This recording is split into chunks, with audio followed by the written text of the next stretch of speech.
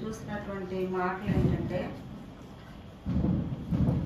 ఆయన తూరు సీదోను ప్రాంతానికి వెళ్ళినప్పుడు జరిగిన ఇన్సిడెంట్ కదండి, అంతే కదా.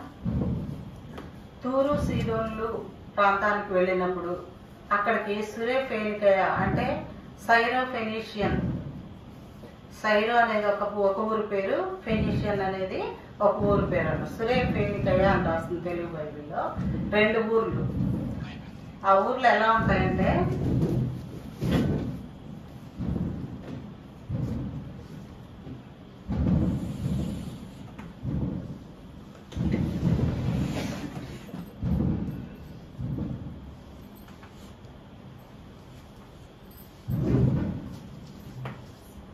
ఈ మూలలో ఉంటాయి. ఇక్కడ నుంచి ఇది తూరు సీదోను ప్రాంతం, ఈ చివర ఇదంతా దేశం, ఇజ్రాయెల్ కంట్రీ. ఇది మొత్తం ఇజ్రాయెల్ కంట్రీ, అర్థమైందా. ఇది చివర ఉన్నది తూరు, ఈ చివర ఉన్నది తూరు సీదోన్ల ప్రాంతం అనమాట. ఆ చిట్ట చివర ఎందుకున్న అక్కడ నుంచి అక్కడ పేరు రాశారు, ఒక స్త్రీ వచ్చింది, సురేఫేనికయ స్త్రీ అని రాశారు కదా.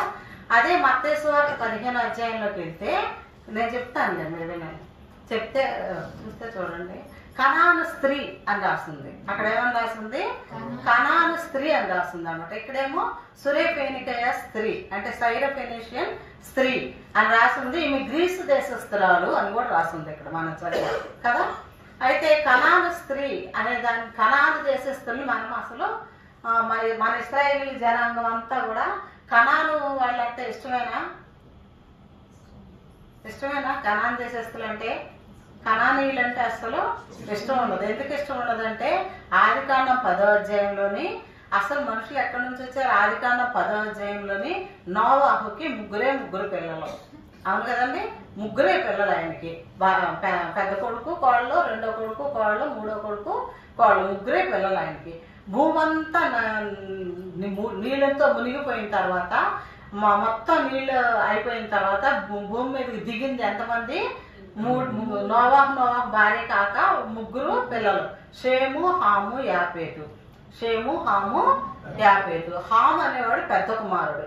10వ అధ్యాయం మీరు చదివితే జాగ్రత్తగా, 10వ అధ్యాయంలోని ఆ హాముకి మీరు ఇప్పుడు తీయద్దులండి. ఆ హాముకి పుట్టిన పిల్లలు ఎవరెవరో, వాళ్ళు ఎంతమందో, వాళ్ళ పేర్లు ఏంటో మొత్తం అంతా రాసి పెట్టింది. తర్వాత యాపేతికి పుట్టిన వాళ్ళు ఎవరో వాళ్ళ పేర్లు కూడా రాసి ఉన్నాయి అనమాట.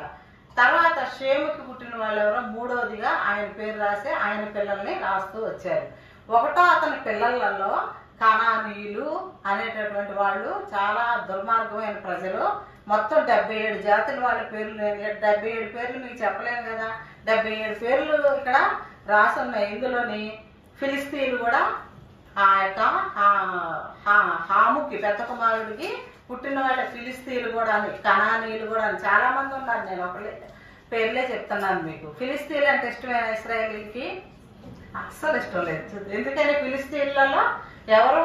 గొల్యాతు ఎవరు? ఫిలిస్తీన్లు.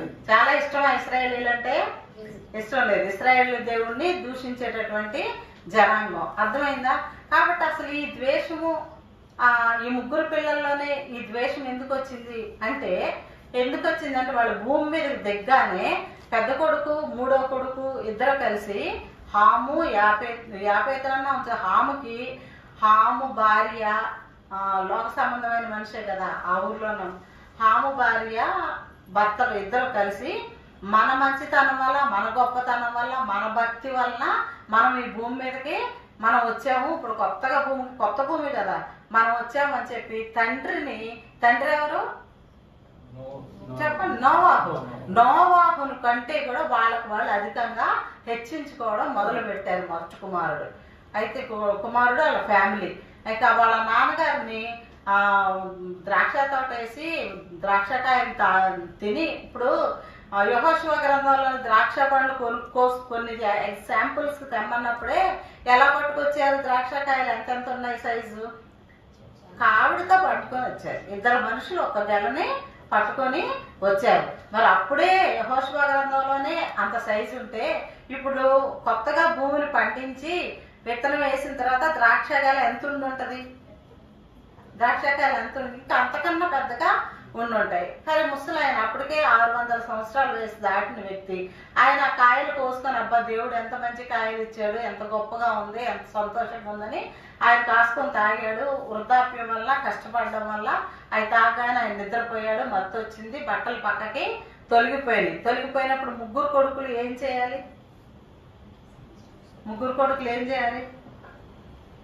ఒక్క మాట చెప్తే కూడా భయం వేస్తుంది అన్నట్టున్నారు మీరు. ముగ్గురు కొడుకులు ఏం చేయాలి? ఆ బట్టలు, అయ్యో నాన్నగారి పరిస్థితి ఎలా ఉంది, ఎంత మంచి భక్తుడు, ఎంత మంచి భక్తి చేశాడు, నీతివంతుడు, తన తరంలో నిందారహితుడు, ఉన్నాయి కదా అక్కడ కొటేషన్స్ ఉన్నాయి కదా, అలాంటి వ్యక్తి కదా అని వీళ్ళు వెళ్ళి చెంగు కప్పాలి. మళ్ళీ దుప్పటి పిల్లలకు మన బట్టలు పక్కకపోతే మనం ఎలా కప్పుతామో అలాగే చెయ్యాలి. కానీ పెద్ద కొడుకు, మొదటి నుంచి చెప్తున్నాను కదా, పెద్ద కొడుకు హాము ఏం చేశాడంటే హేళన చేశాడు. చూసావా, ఇది ఈయన భక్తి, ఈయన వల్లనేంటి మనం బయటకు వచ్చింది, ఈ భూమి మీదకి వచ్చింది, ఇలాంటి అతని వల్ల అని చెప్పేసి ఎంతో అట్టహాసంగా నవ్వేసేసి మిగిలిన వాళ్ళ దగ్గర కూడా, మిగిలిన ఇద్దరు కొడుకుల దగ్గర కూడా వెళ్ళి వాళ్ళని కూడా చెడగొట్టడానికి ప్రయత్నం చేశాడు. అర్థమైందా? కాబట్టి పెద్ద కొడుకు చేసిన పని మంచిదా చెడ్డదా? చాలా చెడ్డ పని కదా.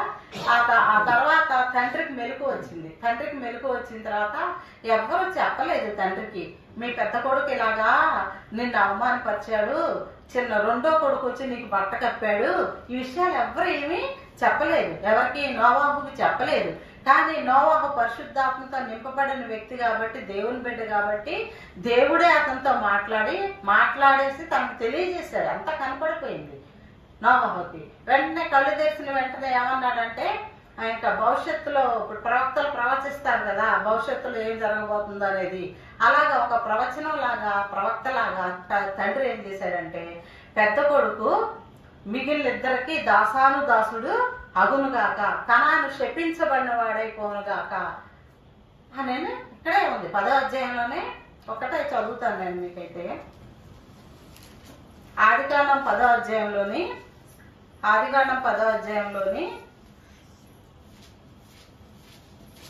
25వ వచనం, కనాను శపింపబడిన వాడై తన సహోదరులకు దాసుడగును అని ఉంది. దానికి ఎందుకు ఇంకా చదివితే ఉందన్నమాట. ఇక్కడ ఏమన్నది? శపించబడిన వాడై అనే మాట కోసమే నేను మీకు ఈ వాక్యం చదివించాను. కాబట్టి ఇప్పుడు కనానీయులందరూ కూడా దేనికి చెందిన వారు? శపించబడిన వంశానికి చెందినటువంటి వారు కనానీయులందరూ కూడా. అక్కడ ఇచ్చిన లిస్టులో ఫిలిస్తీయులు, కనానీయులు, ఇశ్రాయేలు, పెత్రుసీయులు, ఇత్రుసీయులు, ఇవే సంథింగ్ రాసి ఉన్నాయి పేర్లన్నీ. వాళ్ళందరూ కూడా అన్ని జనాంగం. వాళ్ళందరికీ నోవాహు దేవుడు అంటే ఇష్టం లేదు. వాళ్ళు నోవాహుని బట్టే భూమి మీదకి వచ్చారు. లేకపోతే వాళ్ళందరితో పాటే జలప్రళయంలో పోయి ఉండేవాళ్ళే. కానీ నోవాహుని బట్టి, తండ్రి యొక్క భక్తిని బట్టి అందరూ ఈ లోకంలోకి వచ్చారు. కానీ ఈ లోకంలోకి వచ్చిన తర్వాత తండ్రి దేవుడు అంటే వీళ్ళకి విరక్తి కలిగింది, అసహ్యత కలిగేసి వాళ్ళు ఏం చేశారంటే కొత్త దేవుళ్ళు, పాపం కనాను శపించబడిన వాడు అతను కాక అన్నాడు కదా, మిగిలిన ఇద్దరికి దాసుడవుతాడు ఇతను అన్నాడు కదా. ఇతను ఏమనుకున్నాడంటే, మిగిలిన ఇద్దరు వాళ్ళు తెలివైనడు కాదు, వాళ్ళు చూస్తే ఇంత ఎత్తుకోలేరు, నేను చూస్తే ఇంత ఎత్తున్నాము, మా జనాంగం అంతా, వాళ్ళకి మేము దాసులం అవుతామా, నా బలం ఎంత, నా ఎత్తు ఎంత అని చెప్పేసి వాళ్ళు అనుకొని ఆ మాట కోపం వచ్చి పగ పెట్టుకొని ఎవరి మీద, అది బాగా అంటున్నావు, తండ్రి మీద పగ పెట్టుకొని ఇంకా ఇతను కదా దీవించాడు, రెండో కొడుకుని షేముని దీవించాడు. ఆ షేము మీద కూడా కక్ష పెట్టుకొని బ్రతకడం మొదలేశారు. కొత్త దేవుళ్ళని పుట్టించుకున్నారు. కొత్త దేవుళ్ళు, ఎన్నో వందల మంది దేవుళ్ళని. వర్షం రావడానికి ఒక దేవుడు, పిల్లలు పుట్టడానికి ఒక దేవుడు, మగ దేవుడు అని ఒకళ్ళు, ఆడదేవుడు అన్నప్పుడు, చంద్రుడు అని దేవుడు, సూర్యుడు అని దేవుడు, ఋతువులని దేవుడు, రకరకాల దేవుళ్ళు. అంటే ఇప్పుడు కోపం ఎవరి మీద? నోవాహు మీద, ఆ రెండో కొడుకు మీద కోపం ఉంది. కాబట్టి వాళ్ళకన్నా ఇంకా ఎక్కువ దేవుళ్ళని మనం తయారు చేసుకోవాలా అని అనుకుని సొంత శక్తి, సొంత భక్తి అన్నమాట. అది ఎవరిది? ఈ కనానీయులు అందరిది కూడా. అర్థమవుతుందా మీకు? కాబట్టి ఇప్పుడు ఇక్కడ మనం చదివిన దాంట్లో మార్క్స్ వార్త 7వ అధ్యాయంలోని కనాను స్త్రీ అని మనం చదివాం. ఇప్పుడు కనాను స్త్రీ అసలు యేసు ప్రభు ఈ లోకానికి వచ్చింది ఎందుకు అంటే, ఫస్ట్ పాయింట్, నశించిన ఇశ్రాయేలీలందరినీ సమకూర్చి పోగు చేసుకోవడానికి, వాళ్ళని ఉద్ధరించుకోవడానికి ఆయన వచ్చాడు. నోవాహు రెండో కొడుకు అన్నాను కదా, ఆయన వంశంలో నుంచే అబ్రహాం పుట్టాడు, ఆయన వంశంలో నుంచే దావీదు పుట్టాడు, ఆయన వంశంలో నుంచే యేసుక్రీస్తు ప్రభు పుట్టాడు. రెండో అబ్బాయి వంశంలో నుంచి వచ్చిన వాళ్ళు అన్నమాట మొత్తం. అయితే ఈ మొదటి అబ్బాయి వంశంలో అందరూ మొత్తం యాంటీ యేసుక్రీస్తుకి, అదే దేవుడికి యాంటీ అన్నమాట. వేరే బయలుదేవతలు, ఆ దేవతలు, ఎన్నెన్నో అష్టరోధ దేవతలు, మన బైబిల్లో 8 దేవతల పేర్లున్నాయి. అంతమందిని వాళ్ళు ఎంతో గొప్పగా వాళ్ళు పూజించుకుంటున్నారు. వీళ్ళ దేవుళ్ళు వీళ్ళు సైలెంట్ గా ఏదో ఆరాధించుకుంటూ వెళ్ళిపోతున్నారు. వాళ్ళైతే ఇంకా ఆర్భాటం చేసుకుంటూ ఏంటి తిరణాల, ఇంకేంటంటే అది జాతర, తిరణాలు ఇలాంటివన్నీ ఉంటాయి సార్. అలాంటివన్నీ చేసుకుంటూ పిల్లల్ని అగ్నిగుండాలు దాటించుకుంటూ బలులు అర్పించుకుంటూ రకరకాల చిన్నులన్నీ పెద్ద భక్తి అనుకుంటున్నారు వాళ్ళు. అలా చేస్తా ఉన్నారు అన్నమాట. ఇలా సాగుతూనే ఉంది. ఇలా ఇయర్స్ 1000 years కూడా దాటిపోతున్నాయి. దాటిపోతున్న తర్వాత ఎంతో కాలానికి యేసుక్రీస్తు ప్రభు భూమి మీదకి వచ్చాడు. వచ్చినప్పుడు ఈ యొక్క అబ్రహాము సంతానం, రెండో కొడుకు యొక్క సంతానం ఏదైతే ఉందో ఆ అబ్రహాము సంతానం నుంచి దావీదు పుట్టాడు. దావీదు వంశం నుంచి యేసుక్రీస్తు ప్రభు పుట్టాడు. కాబట్టి మొట్టమొదటి ఆయన ఉద్దేశం ఏంటంటే వీళ్ళందరినీ ముందు వాళ్ళల్లో కుంటోళ్ళని బాగు చేసుకుని, గుడ్డోళ్ళని బాగు చేసి, చచ్చిపోయిన వాళ్ళు బాగు చేసుకుని, వాళ్ళందరినీ నశించి, ఆత్మలు కూడా నశించిపోతా ఉంటే వాళ్ళందరినీ సమకూర్చుకునే మొట్టమొదటి ఎయిము యేసుక్రీస్తు ప్రభు. ఫస్ట్ ఎవరి కోసం అంటే నశించిన ఇశ్రాయేలీల కోసం ఆయన వచ్చాడు. అర్థమైందా? మొట్టమొదటి కొడుకు ఏం చేసేవాడు అంటే రెండో అబ్బాయి పిల్లల్ని బలవంతంగా చంపేయడం. అప్పుడు స్టార్టింగ్ లో బలవంతంగా చంపేయడం. ఎవరైనా అంటే నోవాహు ఒక మాట అన్నాడు, నువ్వు మిగిలిన ఇద్దరికి దాసుడు అవుతావు, వాడు గొప్పోడు అవుతాడు రెండోవాడు అంటే. రెండోవాడికి కుటుంబంలో ఎవరు మంచివాడు పుడతారోనని ఆ నక్షత్ర శాస్త్రం, జ్యోతిష్య శాస్త్రం, అన్ని శాస్త్రాలు నేర్చుకున్నాళ్ళు.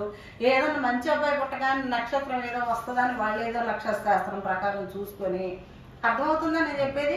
ఆ అబ్బాయి పలానా ఇంట్లో అబ్రహాం కుటుంబంలోనే ఎవరో తెరహు పైనుంచి నోవాహు కుటుంబం ఉంది కదా, రెండో అబ్బాయి కుటుంబంలో ఎవరన్నా మంచివాళ్ళు పుట్టారు అనే ఆ నక్షత్రం రాగానే ఆ పిల్లోని పట్టుకొని వెళ్ళి ఈ దేవుళ్ళకి బలి ఇచ్చేసేవారు అనమాట. ఇప్పుడు అర్థమవుతుందా మీకు?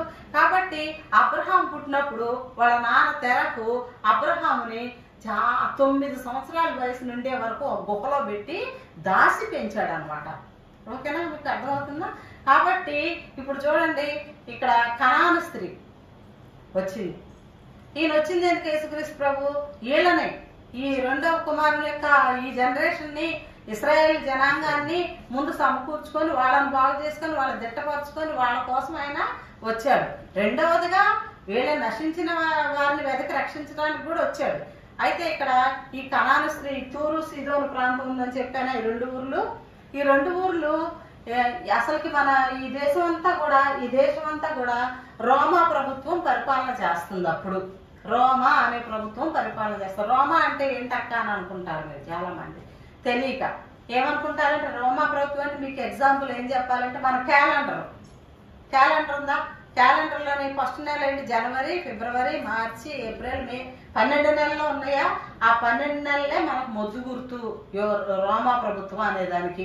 అది రోమా ప్రభుత్వం యొక్క క్యాలెండర్. అది మన క్యాలెండర్ కాదు. మన తెలుగు క్యాలెండర్ ఏంటని చెప్పాలంటే మనకు ఉగాది దగ్గరలో ఏదో తెలుగు సంవత్సరాలు ఏమో ఉంటాయి కదా, చాలా నెలల పేర్లు ఉంటాయి కదా, అది మన క్యాలెండర్ అసలు. అయితే ఈ రోమా ప్రభుత్వము ఒక్కొక్క రాజుగారి పేరు ఒక్కొక్క జాన్వరస్ అనేది ఒక ఆయన పేరు, ఫిబ్రవరస్ అనేది ఒక, జూలై అనేది ఒక ఆయన పేరు, జూలియస్ అనేది ఒక ఆయన పేరు. అలాగే క్యాలెండర్ అంతా అది. ఇంతకీ నేను ఈ క్యాలెండర్ సంగతి ఏం చెప్తున్నానంటే రోమా ప్రభుత్వం అంటే గుర్తుపెట్టుకోవడానికి మీరు రోమా ప్రభుత్వాన్ని ఈ ప్రజలందరినీ మన ఇజ్రాయెల్ జనాంగాన్ని అంతటి మీద గవర్నమెంట్ ఎవరంటే రోమా ప్రభుత్వం అన్నమాట అప్పుడు. అయితే ఆ రోమా ప్రభుత్వానికి చెందకుండా ఈ రెండు, ఇదొక ఊరు ఈ రెండు ఊర్లు వేరేగా ఉన్నాయి. అర్థమవుతుందా? ఈ ఊర్లలో వాళ్ళు ఇటు రాకూడదు, ఈ ఊర్లో వాళ్ళు దేవుని పిల్లలు ఆ ప్రాంతానికి వెళ్ళకూడదు అన్నమాట. అది వేరే విభాగం. అది అర్థమైందా? కాబట్టి ఇటు నుంచి అటు వెళ్ళకూడదు. వాళ్ళు అంటరాని వాళ్ళు. వీళ్ళ దృష్టిలో, ఇశ్రాయేలు జనాంగం దృష్టిలో, ఇశ్రాయేలు 12 గోత్రాల వాళ్ళకి కూడా తూరు సీదోను ప్రాంతంలో మనుషులు అంటే వాళ్ళు అపవిత్రులు, అసహ్యులు, వాళ్ళు విగ్రహారాధన చేస్తారు, వాళ్ళు బలులు అర్పిస్తారు, వాళ్ళు వ్యభిచారం చేస్తారు, అన్క్లీన్ పర్సన్స్ వాళ్ళంతా, వాళ్ళు పరిశుభ్ర అపవిత్రులు వాళ్ళు అని చెప్పేసి ఒక పెద్ద నినాదం ప్రజల్లో ప్రింట్ అయి ఉందన్నమాట. కాబట్టి ఇటు పక్క నుంచి దేవుని పిల్లలు ఎవరు కూడా ఆ తూరు సీదోను ప్రాంతానికి వెళ్ళకూడదు. అటోళ్ళు కూడా ఇటు రారు. ఎందుకంటే వాళ్ళకి చాలా మంది దేవుళ్ళు ఉన్నారు, లెక్కలంది వేల కొలది మంది దేవుళ్ళ వాళ్ళకి బొమ్మలు ఉన్నాయి, వాళ్ళు పూజిస్తున్నారు. ఇప్పుడు అన్నమాట మన స్టోరీ వచ్చింది. ఇక్కడ ఎంత బ్యాక్గ్రౌండ్ చెప్తే కానీ మన స్టోరీలోకి మనం ఇప్పుడు యేసుక్రీస్తు ప్రభు ఆయన అసలుకే మెస్సయ్య. ఆయన మెస్సయ్య వచ్చాడని జనం అందరూ గుడ్డోళ్ళు బాగవుతున్నారు, కుంటోళ్ళు బాగవుతున్నారు, చనిపోయిన వాళ్ళు లేస్తున్నారు, సమాధుల్లో ఉన్న వాళ్ళు కూడా లేచారు. ఆ లాజరు సమాధిలో ఉండి చెప్పండి లేచి బయటకు వచ్చాడు కదా. అవన్నీ జరుగుతూనే ఉన్నాయి. అయితే మెస్సయ్య ఈ ప్రాంతంలో ఉన్నటువంటి వాళ్ళకి ఇవన్నీ ఏం పట్టవు, వాళ్ళకి అనవసరం అవన్నీ. కానీ ఈ ప్రాంతంలో ఉన్నటువంటి ఒక్క ఆమె మాత్రం ఆలోచిస్తుంది. ఆమె కనాను స్త్రీ, ఆమె గ్రీసు దేశస్తురాలు. అంటే ఈ ప్రాంతాన్ని గ్రీకు వాళ్ళు పరిపాలిస్తున్నారు ఈ ప్రాంతాన్ని. ఇది వాళ్ళు రోమన్స్ పరిపాలిస్తున్నారు, అర్థమైందా? అందుకని ఈమె గ్రీకు దేశస్తురాలు అంటున్నారు. ఇప్పుడు మనకి యానా ఉందనుకో, యానా ఉందా? దాన్ని మనం కాకినాడ అంటామా? దాన్ని ఏమంటారండి? పాండిచేరి ప్రభుత్వం అంటారు కదా. అలాగే గ్రీకు దేశస్తులు, ఆ ల్యాండ్ గ్రీకు దేశస్తుంది కాబట్టి ఆ అమ్మాయి ఏమన్నారంటే కనాను స్త్రీయే కానీ గ్రీకు దేశస్తురాలు అని చెప్తున్నారు. ఇంత హిస్టరీ అంటే కొంతమందికి ఇంట్రెస్ట్ గా ఉండదు, అయినా తప్పదు చెప్పాలి. మరి గ్రీకు దేశస్తురాలు అనమాట. గ్రీకు దేశస్తురాలు అని పర్టికులర్ రాయడాల ఉద్దేశం ఏంటంటే గ్రీకు దేశస్తులు మంచి ఎడ్యుకేషన్ అంటే ఇంట్రెస్ట్ ఉన్నవాళ్ళు, మంచి ఎడ్యుకేషన్ అనమాట. వాళ్ళు ప్రతిదీ కూడా చాలా అరిస్టాటిల్ తెలుసా మీకు? అరిస్టాటిల్ అని ఒక సైంటిస్ట్ ఉంటాడు. ఆ అరిస్టాటిల్ ఆయన గ్రీకు దేశస్తులు అనమాట. అంటే గ్రీకు దేశస్తులు చాలా మేధావులై ఉంటారనమాట, ప్రతిదీ వాళ్ళకి తెలిసి ఉంటుంది. అయితే ఈమె కూడా కనాను స్త్రీ గ్రీకు దేశంలో అంటర్లో ఉంది. ఆమె ఆలోచిస్తుంది ఏమనంటే, నేను ఇన్ని దేవుళ్ళని మనం ప్రార్థన చేస్తాం, ఇంత పూజలు చేస్తున్నాము, మనం ఎంతో ఆర్భాటంగా జాతరలు చేస్తున్నాము, ఎన్నో చేస్తున్నాము. కానీ ఇశ్రాయేలీయుల దేవుడి గురించి వింటుంటే ఎప్పుడైనా కొంచెం ఈ బార్డర్స్ లోనే ఉంటారు కదా, యూదులు బార్డర్స్ లోనే ఉంటారు కదా. పాకిస్తాన్ గురించి మనకు కొంచెం కూడా తెలియదా? కొంత తెలుస్తుంది కదా. అలాగే బార్డర్స్ తో తెలుసుకొని ఆలోచిస్తుంది అనమాట. ఆలోచించుకునే టైంకి అదేం విచిత్రంగానే ఆమె కూతురికే దయ్యం పట్టింది. కనాను స్త్రీ కూతురికి ఏం పట్టింది? దయ్యం పట్టింది. దయ్యం పడితే ఇప్పుడు వాళ్ళ దేశంలో ఉన్న చాలా పెద్ద పెద్ద దేవుళ్ళు అనేవాళ్ళు అందరూ ఎన్ని చేసినా కూడా ఆ పాపకి ఎంత 10, 11, 12 సంవత్సరాల పాప. ఆ దయ్యం అనేది వదలటం లేదు. వదలకపోతే ఈ మనసులోని ఏమనుకుంటుందంటే మెస్సయ్య పుట్టేశాడంట, ఇజ్రాయెల్ కంట్రీలోని పుట్టేశాడంట మెస్సయ్య, ఆయన వచ్చి అందరినీ బాగు చేస్తున్నాడంట అని చెప్పేసి తెలుసుకొని అంతకు ముందు చాప్టర్లోనే, అంతకు ముందు 2-3 చాప్టర్ల ముందు ఒక విషయం జరిగింది ఈ దేశంలో, ఈ ఇజ్రాయెల్ కంట్రీలో. ఒక ఇన్సిడెంట్ జరిగింది, నేను చెప్తానులే. ఒక ఇన్సిడెంట్ జరిగింది ఏంటంటే ఇది ఒక సముద్రం, గలిలయ.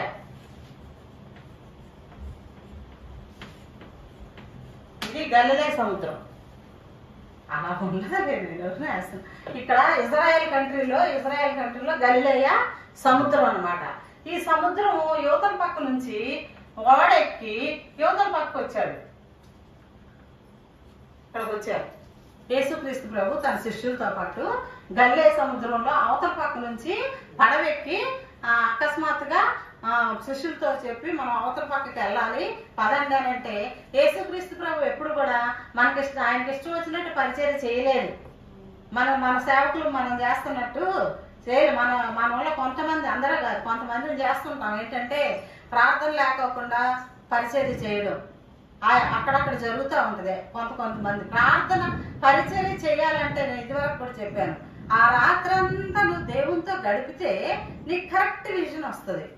సేవకులే కాదు, పరిచర్య చేసే వాళ్ళైనా సరే, ఇక్కడ నుంచి వాక్యం చెప్పే వాళ్ళైనా, పాటలు పాడే వాళ్ళైనా, వాయిద్యాలు వాయించే వాళ్ళైనా, ఎవరైనా సరే ప్రార్థనలో ఆ రాత్రి గడపాలి.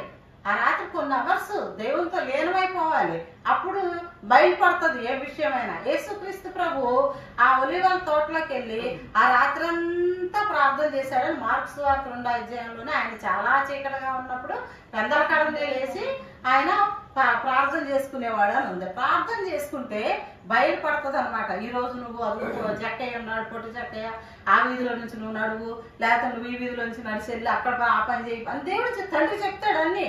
అయితే ఇటు పక్కన ఉన్నటువంటి యేసుక్రీస్తు ప్రభు ఆ రాత్రికి రాత్రి బయలుదేరి పడవ మీద యువతల పక్కకు వచ్చాడు. యువతల పక్కకు వచ్చేసరికి యువతల పక్కన సిచ్యుయేషన్ ఎలా ఉందంటే, చిన్నపిల్లలు ఏం పడుతుందా, ఎలా ఉందంటే సిచ్యువేషన్, అక్కడ ఒక మంచి అవనస్తుడు, ఇశ్రాయేలు తెగ చెందినవాడే, ఇశ్రాయేలు సంతతికి 12 గోత్రాలలో ఒక గోత్రాన్ని చెందినవాడే. అతను ఏం చేస్తున్నాడంటే జుట్టు పీక్కొని ఒళ్ళంతా ఇంత పొడుగు జుట్టు పెంచేసుకొని రాయిలు తీసుకొని కొట్టేసుకుంటున్నాడు, రాళ్ళతో కొట్టేసుకుంటున్నాడు. ఎక్కడ కొట్టుకుంటున్నాడో తెలియదు, ఎంత రక్తం, ఎన్ని గాయాలు, ఎన్ని పుండ్లు. ఆయన ములుగుతాడు, మళ్ళీ లేస్తాడు, మళ్ళీ పరుగులేస్తాడు, మళ్ళీ సమాధుల్లో తిరుగుతాడు. అలాగా పిచ్చి పిచ్చిగా అయిపోతున్నాడు అనమాట. ఎవరైనా వచ్చి కట్టేసి బట్టలు కడదామా అని అంటే బట్టలు ఉంచుకోడు, తెంపేస్తాడు. తెంపేసేసి గొలుసులతో కట్టినా కూడా గొలుసులన్నీ తుత్తినీలుగా చేసేస్తారు. ఒక్క సెకండ్ లోనే గొలుసులన్నీ ఆరిపోతాయి, తెగిపోతాయి. తెగిపోతే ఇంకా ఏం చేయాలి, ఎవరికి ఏమి తోచకుండా అయ్యో మన ఇశ్రాయేలు సంతతి చెందినోడు ఇలాగైపోతున్నాడు అని వేదన పడతాం తప్పించి ఏ మార్గం కూడా సొల్యూషన్ అనేది అక్కడ లేకుండా పోయింది. అదంతా ఎవరికి అర్థం అవుతుంది? Very good. ఎవరికి అర్థం అవుతుంది? యేసుక్రీస్తు ప్రభు ఎక్కడ అటు పరిచర్య చేసుకుంటున్నాడు. అక్కడ ప్రార్థనలో ఆయనకి ఇటు పక్కకు వెళ్ళమని వచ్చింది. కాబట్టి పడవెక్కి పక్కకు రాగానే ఆ పక్కకు వచ్చిన పర్పసే అది. ఆ గెరాసేన్ల దేశం, ఇది గెరాసేన్ల దేశం. గెరాసేన్ పేరు గెరాసేనుల ప్రాంతం అని అంటే ఈ చుట్టుపక్కల అన్ని ఊర్లు ఉంటాయి, 10 ఊర్లు, చిన్న చిన్న చిన్న చిన్న చిన్న చిన్న చిన్న చిన్న ఊర్లు ఉంటాయి, 10 ఊర్లు. అందుకని గెరాసేనుల ప్రాంతం అంటారు దాన్ని. ఆ ప్రాంతానికి వచ్చాడు. వచ్చాగానే ఈ దిగంబరిగా ఉన్న ఇతను ఏం చేశాడంటే చూశాడు ఒకసారి యేసు ప్రభుని అనుకుని, వెంటనే లాస్ట్ దినాలు ఉంటాయి కదా మనకి, ఇంకా 2వ రాకడ కూడా అయిపోయిన తర్వాత దినాలు అవి గుర్తు చేసేసుకొని, అప్పుడే వచ్చేసావా ప్రభువా, నువ్వు అప్పుడే మమ్మల్ని అంతం చేయడానికి వచ్చేసావా అని చెప్పేసేసి దేవుడి దగ్గరకు వచ్చి అడుగుతాడు. నన్ను అప్పుడే ఏం చేయొద్దు, నేను బతుకు, నీ పేరేంటని అడుగుతాడు దేవుడు. దేవుడు నీ పేరేంటంటే ఏమని చెప్తాడు మీకు తెలుసుగా, చెప్పండి. సేన అంటాడు. సేన అంటే అక్కడ మమ్మల్ని అప్పుడే అంతం చేయొద్దానండి, అదిగో పందులు ఉన్నాయి కదా వాటి మీద పంపించాను అతనే అడుగుతాడు. అడిగితే సరే వెళ్ళమంటే పందుల మీదకి వెళ్ళిపోయింది 2000 దయ్యాలు. 2000 దయ్యాలు వెళ్ళి అందులో పడికి వాటికి వెళ్ళిపోతే అవి కూడా పరిగెత్తుకుంటే ఒక ప్రపాతంలోకి పడి అగాధంలో పడిపోయి మొత్తం అన్ని చనిపోయింది. ఈ ఇన్సిడెంట్ ఎవరికి తెలిసింది అంటే ఇక్కడ ఉన్నటువంటి, ఇప్పుడు ఈ మాట చెప్పాను మీకు ఎంతసేపు చెప్పాను, ఎవరికి తెలిసింది? కానాను స్త్రీకి ఈ విషయం ఇమీడియట్ గా అందరికీ తెలుస్తాను అడుగుతుంది. మన న్యూస్ పేపర్ లేవు అప్పుడు, కానీ ఒకళ్ళొకళ్ళు దేవుడు ఏం చేశాడు మా ఆశ్చర్యకార్యాలు చెప్పుకుంటా ఉండాలి. మనం ఇప్పుడు ద్వితీయోపదేశకాండంలోనే నువ్వు ఏం నేర్చుకున్నావు అది నీ పిల్లలకు చెప్పు, నీ పిల్లలకు చెప్పు అని రాసే ఉంది. కాబట్టి ఈ న్యూస్ పేపర్లో ఈ టెలివిజన్ ఇవన్నీ లేవు కాబట్టి ఒకళ్ళు వెంటనే పాస్ అయిపోద్ది అనమాట. అలా చేశాడని వరకు కూడా ఇవి అసలే ఒక చెవి పక్క వేసి ఉంచింది, ఏం జరుగుతుంది మెసేజ్ వచ్చిన దగ్గర నుంచి అని. అనగానే 2000 దయ్యాలు పట్టినా అతను బాగయ్యాడు అని తెలిసింది. ఇప్పుడు ఈ అమ్మాయికి ఎంతమంది దయ్యాలు పట్టారు? ఒక దయ్యం పట్టింది. కాబట్టి ఒక్క దయ్యాన్నే ఈ దేవుళ్ళందరూ కలిసి బాగు చేయలేకపోతున్నారు. ఒక మనిషికి 2000 దయ్యాలు పట్టేసరికి దేవుడు ఏమీ అనకుండానే ఆంతర్యమైపోయినాయి అని చెప్తున్నారు అని చెప్పి ఆశ్చర్యం కలిగి, ఇంకా ఈ ప్రాంతానికి ఈమె కనాను స్త్రీ ఇక్కడికి రావచ్చా చెప్పండి మీరు? ఈ కనాను స్త్రీ బార్డర్ దాటి ఇక్కడ రావచ్చా? పోనీ యేసు ప్రభు ఈ బార్డర్ దాటి అటు వెళ్ళొచ్చా? ఎవరైనా ఒకటే న్యాయం కదా, వెళ్ళొచ్చా? మనం కాశ్మీర్ పాకిస్తాన్కి వెళ్ళకూడదు, వాళ్ళు మన దగ్గరికి రాకూడదు, ఇట్లా ఉంది కదా. సేమ్ అదే ఐడియా తెచ్చుకోండి మీరు, అలా వెళ్ళకూడదు కదా. అయితే అప్పుడు అందుకే మార్క్స్ వార్త 7వ అధ్యాయంలో మీరు పర్టికులర్ గా చదివారో లేదా కానీ ఆయన ఎవరికీ తెలియకుండా అని రాసింది కదా. మరి ఏమన్నా చదువుతాం, అది తీసావా? నువ్వు కూడా అలా కొత్తగా వస్తున్నావా? మార్క్స్ సువార్త 7వ అధ్యాయం 7వ అధ్యాయంలో ఆయన ఎవరికీ తెలియకుండా వల్లనే ఉందా లేదా? 7వ అధ్యాయం 24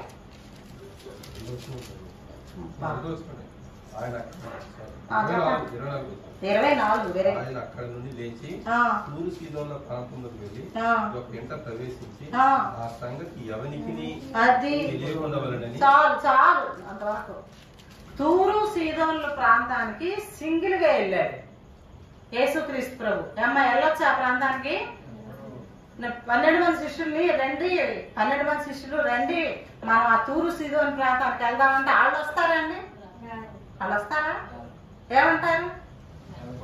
మనం అక్కడికి వెళ్ళకూడదు, వాళ్ళు మహా అపవిత్రులు, వాళ్ళ దగ్గర మనం వెళ్ళకూడదు, వద్దయ్యా యేసుప్రభు. నువ్వేమో చూస్తే యేసుప్రభుకి ఏమో 33 ఏళ్ళే, 32 ఏళ్ళే, వీళ్ళకేమో 40 ఏళ్ళు, 50 ఏళ్ళు, 60 ఏళ్ళు. ఎవరికి? శిష్యులకి. ఇప్పుడు ఏమంటారు? అయ్యా నీకు తెలుసో తెలియదో బాబు, అక్కడికి వెళ్ళకూడదు మనం అసలుకి అని చెప్తారు. వీళ్ళు ఆటంకం చేసేస్తారని వాళ్ళకి కూడా చెప్పుకోకుండా, ఎవరికి తెలియకోకుండా ఉండాలని సైలెంట్ గా ఆమె కనాని స్త్రీ దగ్గర ఉండే పరిసర ప్రాంతాలకి వెళ్ళాడు అనమాట. అంటే వాళ్ళ ఇంటికి వెళ్ళాల. అయితే ఇప్పుడు ఇది మన ఇల్లు అనుకో, బాబ్జీ అంకుల్ గారి ఇల్లు, అంత దూరం అక్కడికి వెళ్ళాడు. ఆ ఇంటికి వెళ్ళి ఎవరికి తెలియకుండా దాక్కున్నాడు. ఆ ఇంట్లో దాక్కుంటే ఆ తర్వాత ఎవరికి తెలియకుండా ఎలాగుంటది? ఎవరికో ఒకరికి తెలుస్తుంది కదా. వాళ్ళందరికీ తెలిసిపోయింది. అంతలో శిష్యులు కూడా తెలిసిపోయింది. శిష్యులు కూడా వచ్చారు. అప్పుడు ఈ కనాను స్త్రీ వచ్చి ఇంకా కేకలేస్తుందా ఎట్లేదా? ఏమంటుంది? నిజమే. పాదములు ఆయన కూర్చి విని వెంటనే వచ్చి ఆయన పాదముల మీద పడాను. చాలండి. అయితే ఆమెకు తెలిసింది. ఇంకా ఆమెకి తెలిసిపోయి వెంటనే అక్కడికి వచ్చింది. చూడండి, మనము ఇక్కడ నేను చెప్పబోయే ఒక విషయం ఉంది. ఆశ గల వారి ప్రాణాన్ని ఆయన తృప్తిపరుస్తాడు. నీ హృదయం ఆశ అనేది ఉంటే అది వెళ్ళకూడని స్థలం అయినప్పటికీ కూడా ఆయన తెగించి వెళ్ళాడు. అక్కడికి వెళ్ళేసరికి అక్కడ 12 మంది శిష్యులు వచ్చారు. 12 మంది శిష్యులు వచ్చి ఆమెను పట్టించుకోవట్లే. యేసు ప్రభు వచ్చింది ఎవరి కోసం? యేసు ప్రభు ఆ స్త్రీ కోసమే వచ్చాడు. కానీ ఆ స్త్రీని పట్టించుకోవట్లేదు. ఆవిడ పెద్ద కేకలేస్తుంది, అయ్యా మెస్సియా పని, మెస్సి కరుణించి ప్రభు, నన్ను కరుణించి ప్రభు, దావీదు కుమారుడు నన్ను కరుణించి ప్రభు అని గట్టిగా మత్తయి సువార్తలో కూడా ఉంది 15వ అధ్యాయంలో ఇదే ఇన్సిడెంట్ అని కేకలేస్తుంటే ఏమీ పట్టనట్టే ఏళ్ళలో బాగు చేసుకుంటూ ఆ యూదులు కూడా అందరూ వస్తారు కదా, ఈ పరిసర ఈ బార్డర్లో ఉన్న వాళ్ళు అందరూ వస్తారు కదా, ఆ బార్డర్లో ఉన్న వాళ్ళందరినీ స్వస్థపరుస్తున్నాడు. ఈవిడ వచ్చి కింద పడిపోతుంది, మీద పడిపోతుంది, ఎంతో బతిలాడుతుంది, అయ్యా అని అడుగుతుంది, కేకలేస్తుంది, కరుణించయ్యా అంటుంది. ఏమి వినపడ్డట్టే ఊరుకున్నాడు. కానీ ఆయనకి ఆమెను గురించి ఎక్కడ తెలుసు? అంతకుముందే తెలుసు. అక్కడే తెలుసు ఆయనకి. ఆమె కోసమే వచ్చాడు. గెరాసేల్ ప్రాంతానికి వస్తే ఇతను బాగయ్యాడు, వాళ్ళ ఆమె కోసం కూడా అక్కడికి వెళ్ళాడు. చూసారమ్మా? కాబట్టి అక్కడికి వచ్చిన తర్వాత దేవుడు టెస్టింగ్ అన్నమాట. ఇంకా ఆమెలో ఎంత దీనత్వం ఉంది, ఆమెలో ఎంత తగ్గింపు ఉంది. కనానీయులు అంటే మెడ వంచని వాళ్ళు. కనానీయులు అంటే మెడ ఎలాగ వంచరు, అంటే లోబడదు అసలుకి. మెడ వంచినటువంటి స్టిఫ్ నెక్డ్ ఫెలోస్ అంటారు వాళ్ళని. వాళ్ళని మెడ వంచరు అన్నమాట వాళ్ళు. అలాంటి ప్రజలు వాళ్ళు చాలా దుర్మార్గులు, మహాదుర్మార్గులు, తగ్గింపు అనేది లేదు. కాబట్టి ఈమెని అడుగుదాం. అయితే దేవుడికి తెలియక కాదు, మనకు తెలియాలని. దేవుడికి ఆమె తగ్గింపు ఉందో లేదో అని తెలియక కాదు ఆయన అడగటం. మనం ఇప్పుడు చదువుతున్నాం కదా, ఇది మన కోసం రాసి పెట్టాలి కాబట్టి ఆయన అక్కడ అడుగుతున్నాడు ఆ ప్రశ్నలో. వాళ్ళు అంటున్నారు శిష్యులు, నన్ను పంపించే ప్రభా, పంపించే ప్రభా, నువ్వు అరవకమ్మా, ఇవి ఎక్కువగా వస్తుంది, వెళ్ళిపో అంటున్నారు, పంపించేయమంటున్నారు. అంటే అప్పుడు ఆయన అంటున్నాడు, ఇప్పుడు ఇక్కడ మ్యాటర్ మీరు చదువుతారు, ఏమంటున్నాడు? ఆమె చూసి ఆ స్త్రీ సురేపేమికి చదవండి. ఆయన చూచి పిల్లలు మొదట తృప్తి పొందవలను, రొట్టె తీసుకొని కుక్క పిల్లలకు వేయట యుక్తం కాదని ఆమెతో అనెను. ఇది ఒక చిన్న మాట అన్నమాట. కుక్క అంటే ఆ గ్రీసు దేశస్తులకి, ఈ దేశం వాళ్ళకి మన ఇజ్రాయేలీలకు కాదు. ఇజ్రాయేలీలు మామూలు కుక్క పిల్లలు పెంచుకుంటారు, ఇంట్లో కుక్క పిల్లలు ఉంటాయి, వాళ్ళకేం అసహ్యం కాదు. ఈ గ్రీసు దేశస్తులకి, గ్రీకు దేశంలో అండర్లో ఉంది కదా అమ్మాయి, గ్రీకు దేశస్తులకి కుక్క అంటే మహా అసహ్యం. ఆ కుక్క అంటే ఊరు బయటన ఆ ఊర్లో ఉన్న చెత్త చెదారం పెంట అంతా ఎత్తుకెళ్ళి వాళ్ళు బారేస్తారా ఊరు బయట, అక్కడ మాత్రమే ఉండాలి కుక్కలు. ఇంకెక్కడ గ్రీకు దేశంలో కుక్కలు తిరగడానికి లేదు. గ్రీకు దేశస్తులు కుక్క అంటే ఇష్టం లేదు, ఇష్టం కాదు, అసలు అసహ్యం అనమాట. కాబట్టి ఈమెను పట్టుకు ఈమెనేమంటున్నాడు, పిల్లల రొట్టె తీసి కుక్క పిల్లలకు, నీ పిల్ల నువ్వు కుక్క అనుకో, నీ పిల్ల ఏమవుతుంది, కుక్క పిల్ల. పిల్లల రొట్టె, నా పిల్లలు వీళ్ళ రొట్టె తీసుకొని కుక్క పిల్లలకు వేయడం నాకు యుక్తం, అది మంచిది కాదు నాకు అని అన్నాడు. అనేసరి అంటే ఏమంటదోనని, ఏమంటదో కూడా ఆయనకి తెలుసు, కానీ మనకు తెలియాలని, మనం ఈ పారాగ్రాఫ్ చదువుకునేటప్పుడు మనం హంబుల్నెస్ తెలుసుకోవడానికి కోసం అంటున్నాడు. అప్పుడు ఆమె ఏమన్నదంటే, తెలివైంది కదా గ్రీస్ దేశం, తెలివైంది, అయ్యా కుక్క పిల్లలు కూడా యజమాని బల్ల మీద నుంచి వచ్చే చిన్న చిన్న రొట్టె ముక్కలు ఉంటాయి కదా, ఆ ముక్కలు తినడానికి అర్హత ఉంది కదా వాటికి అనింది. అనేసరికి అప్పుడు అన్నాడు అనమాట, ఓహో ఈమె బాగా తగ్గించుకుంది. అసలు రావటంతోనే కనాని స్త్రీ అయ్యుండి కూడా అక్కడ మీరు బాగా చదివితే నేల మీద సాష్టాంగ పడింది, బోరలా పడింది, తల ఏమో దేవుని పాదాల దగ్గర పెట్టింది, తల అసలు తల వంచినటువంటి మనిషి అంత సాగిలు పడింది, తల ఆయన దగ్గర పెట్టింది, ఒప్పుకుంటుంది, బ్రతిమారుతుంది. దావీదు కుమారుడు అని అన్నారు మత్తయి సువార్తలోనే, అక్కడ అన్ని ఒప్పుకుంటుంది, మెస్సయ్యని ఒప్పుకుంటుంది, ప్రభువా అని పిలిచింది. ప్రభువా అంటే అర్థం ఏంటంటే, ఇప్పుడైనా మనకైనా సరే ప్రభువా అని మనం అంటున్నామంటే దాని మీనింగ్ ఏంటో చెప్తున్నాను నేను, కేర్ఫుల్ గా అనండి. ఇందులో ఎంతమంది ప్రభు అనేవాళ్ళు ఉన్నారు?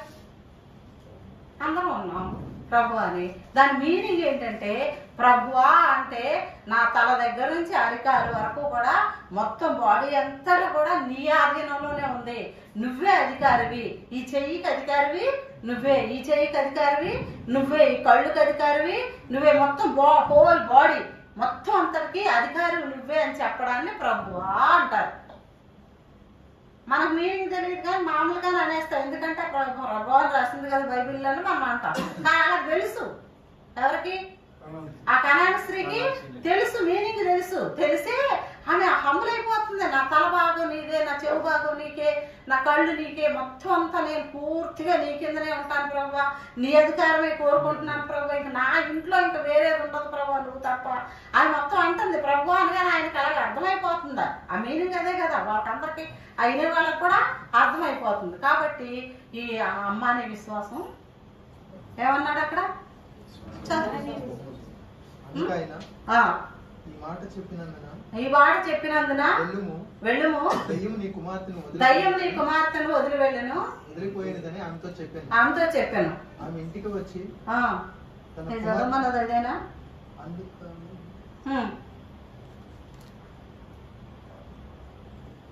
ఆమె ఇంటికి వచ్చి తన కుమార్తె మంచం మీద పండుకొని ఉంటారు, దయ్యం వదిలిపోయి ఉండిపోయి చూశాను కదా. అక్కడ అయితే మత్తయి సువార్త 15వ అధ్యాయంలోకి వెళ్దాం. ఈమె విశ్వాసం గొప్పదని ఉంటుంది. మత్తయి సువార్త 15లోకి వెళ్ళండి. ఇశ్రాయేలు ఇంటి వారే నశించిన గొర్రెల యొద్దకే నేను పంపబడుతుంది కానీ మరి ఎవరి యొద్దకి పంపబడలేదు అన్నాడు 24వ వచనంలో. 28లో ఏమన్నాడంటే, అందుకే యేసు అమ్మా నీ విశ్వాసం గొప్పది, నీవు కోరినట్టే నీకు అవును కాక అని ఆమెతో చెప్పిన ఆగడైలోని ఆమె కుమార్తె స్వస్థత. అమ్మా నీ విశ్వాసము గొప్పది, అమ్మా నీ విశ్వాసము గొప్పది. అమ్మా అని పిలిచాడు కనాని స్త్రీని.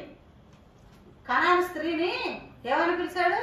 అమ్మా నీ విశ్వాసము గొప్పది అన్నాడు. కాబట్టి ఆవిడ కనాని స్త్రీ ఎంత గొప్ప విశ్వాసి.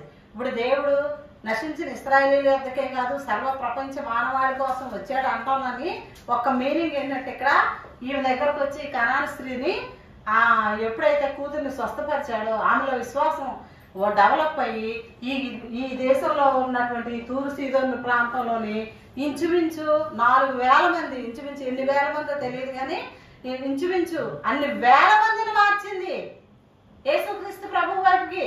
అంతకుముందు వాళ్ళే విగ్రహారాధన చేసేవాళ్ళు కదా, అందులో నుంచి ఎంతో మందిని యువతలకి మార్చగలిగింది. చూసారా, అలా మార్చడానికి ఒక్క మనిషే సరిపోయింది. నీ జీవితంలో నిన్ను రక్షించాడు దేవుడు. ఆయన రక్తం కార్చాడు, శిలువ మీద ప్రాణం పెట్టాడు, తిరిగి లేచాడు, నిన్ను రక్షించాడు. నువ్వు సంతోషంగా హ్యాపీగా నేను నా ఇల్లు హ్యాపీగా ఉందా అనుకోవడానికి కాదు. ఆ స్త్రీ ఊరుకుందా? ఆ స్త్రీ ఎంతో మందిని మార్చింది. అలాగే సమరయ స్త్రీ అని ఉంది 4వ అధ్యాయంలో యోహాను సువార్తలో. సమరయ ప్రాంతానికి యూదులు వెళ్ళకూడదు, సమరయ మార్గంలోకి వెళ్ళకూడదు, వేరే మార్గం ఉంది బెత్లెహేం యెరూషలేం వెళ్ళడానికి. అయినప్పటికీ కూడా సమరయ ప్రాంతంలోకి వెళ్ళి ఆ ఒక్క స్త్రీని పట్టుకుంటే ఆమె ఆ కొండ అక్కడ పారేసేసి పరిగెత్తుకుంటే ఊర్లోకి వెళ్ళి ఊర్లో అనేక మందికి వాక్యం చెప్పింది. అక్కడ ఉండమని అడిగి ఎన్నో వేల మంది మారు మనసు పొందారు. ఆమె కూడా అన్య స్త్రీనే. కాబట్టి ఆ స్త్రీ, దేవుడు స్త్రీ దగ్గరికి ఎందుకు వెళ్ళాడు? ఆడవాళ్ళు చేయలేదు ఒక అంటానికి అనగలమా మనము? స్త్రీ మాట్లాడటం ఏంటి? అనగలమా? ఎవరి ద్వారా ఏం పని జరుగుతుందో తెలియదు. సమరయ స్త్రీ అన్యురాలు, ఊరంతటిని మార్చింది. కనాను స్త్రీ భయంకరమైన విగ్రహారాధికురాలు, ఆ ఊరంతటిని ఆ ప్రాంతం అంతటిని కదిలించి వేసింది అనమాట. కాబట్టి దేవుడు ఎప్పుడు ఎవరినైనా రక్షించాడు అని అంటే అది నువ్వు ఒక్కదానిగా ఉంచుకోమని కాదు, నువ్వు ఒక్కదానిగా ఉంచుకో ఇది అని కాదు. లేకపోతే దాన్ని అలా ఉంచుకుంటే నువ్వు కుటుంబమే ఉంచుకుంటే దాన్ని ఏమంటాడంటే దేవుడు రేపు లెక్కలోకి వచ్చినప్పుడు భూమిలో తవ్వి పాతిపెట్టినటువంటి వాళ్ళతో సమానం. మనకి ఇచ్చిన రక్షణ మనం అనేక మందికి తెలియజేయాలి, అనేక మందికి చెప్పాలి. కొంతమందికి చెప్పడం చేత కాకపోతే ఎవరైనా చెప్పిన వాక్యం అన్నా విని చెప్పొచ్చు పక్కన వాళ్ళకి ఎవరికైనా. ఈ విధంగా ఈ స్టోరీ మనకి ఈ మార్కు సువార్త ఇది స్టోరీ కాదండి, రియల్. బైబిల్ మొత్తం కూడా మొత్తం రియలే. అసలు మీకు చరిత్ర అనేది తెలిస్తే అసలు పిచ్చెక్కిపోతారు. చరిత్ర అంటే తెలిస్తే ఇప్పుడు వరల్డ్ మ్యాప్ ఉందా అక్క? వరల్డ్ మ్యాప్ ఉందా? ఏ దేశాలకు ఎవరెవరు వెళ్ళారు, ఎంతెంత మందిని మార్చారు. ఇప్పుడు ఆ గెరాసీనుల ప్రాంతానికి వెళ్ళి దయ్యం పట్టినోడిని వదిలిచ్చాడా? అప్పుడు అతను ఏమన్నాడు? అయ్యా నేను నీతోనే ఉంటాను, నీతో పాటే వస్తాను నేను కూడా అంటే, వద్దు నువ్వు నాతో పాటు రావద్దు, నువ్వు వెళ్ళి నీ చుట్టుపక్కల ఊర్లందరికీ వాక్యం చెప్పు అన్నాడు. అంటే వెళ్ళి నీకు జరిగింది ఏదో చెప్పు అన్నాడు. చెప్తే అతను వెళ్ళి 10 ఊర్లని మార్చాడు. అక్కడ లాజరు చచ్చిపోయి బయటకు వచ్చాడా? ఆ వచ్చినోడు ఊరికనే లేడు. యేసుప్రభు దగ్గర కూర్చొని భోజనాన్ని కూర్చున్న వాళ్ళు బయటకు వచ్చాడే కానీ కొన్ని ఊర్లు వెళ్ళి పరిచయం చేసి హతసాక్షి అయితే చనిపోయాడు. కాబట్టి మనకిచ్చినటువంటి రక్షణ మనం ఎంతో దాన్ని కాపాడుకుంటూ అనేక మందికి మనం చెప్పే వాళ్ళంగా ఉండాలనేది దేవుని యొక్క ఉద్దేశం. అందుకే మన కనాను స్త్రీ గురించి చెప్తున్నాడు, అందుకే మనకు సమరయ స్త్రీ గురించి చెప్తున్నాడు. సింగిల్ గానే రక్షించుకుంటూ పోయాడు. కానీ అనేక మంది దేశాలు మారిపోతున్నాయి. 12 మంది శిష్యులే ప్రపంచం అంతటిని కూడా మార్చేశారు. అపోస్తలుడైన పౌలు ఒక్కడే ఇంచుమించు 16-17 రాష్ట్ర దేశాలు మార్చాడు. కాబట్టి నువ్వెవరిని మారుస్తున్నావు? నీ కుటుంబాన్ని మారుస్తున్నావా? నీ బంధువులను మారుస్తున్నావా? ఎవరిని మారుస్తున్నావు? నువ్వు ప్రశ్నించుకో. ప్రార్థన చేసుకున్నావు.